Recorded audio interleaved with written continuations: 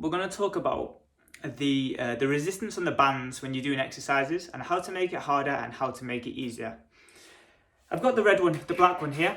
I'm going to take a step backwards. I'm going to show you what it's like to do a bicep curl with some easy resistance and some harder resistance, and the ways that you can maximize this as any way that you can. Now, the bicep curl and the way that you do that can be applied to anything like the Romanian deadlift, where you do the band from the bottom, the good morning, the seated rows, the pull downs. All of them have metrics of making them easier, and this is how we do it. So you're going to see me here. You won't see my head, unfortunately, but you're going to see what I do with my feet.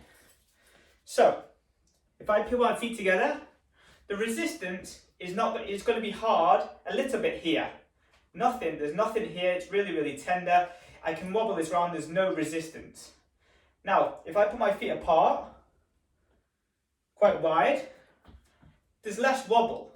Whereas I put up now, the resistance is here, and it's quite a task to pull it up. I'm finding a lot of resistance, and it will come down here. Now again, if you want to make this even harder, you could really spread your legs out even further, and that would imply more resistance. Now, if you don't want to stand like that all of the time, you would just hook it around your foot to make it more resistant.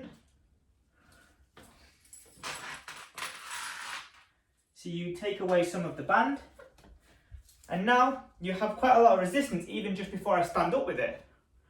And there would be a lot of resistance to where that is even too much for me to do a dumbbell curl or a bicep curl. So I'd have to take less resistance to do that. But as you can see, if you were doing something like a Romanian deadlift, this would be very, very ideal, because the resistance would be at the bottom, quite strong here. So you could come up and it'd be quite resistant.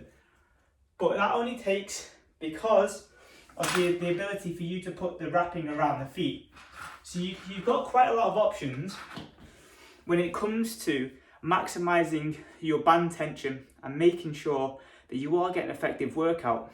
As well as that, spreading your feet, but then adding another band to the mix creates even more resistance. So you want to find your foot position, and then equally you want to find the band tension that's going to challenge you. And maybe you do keep your feet together with the lower resistance, but then you add more bands to make it more challenging.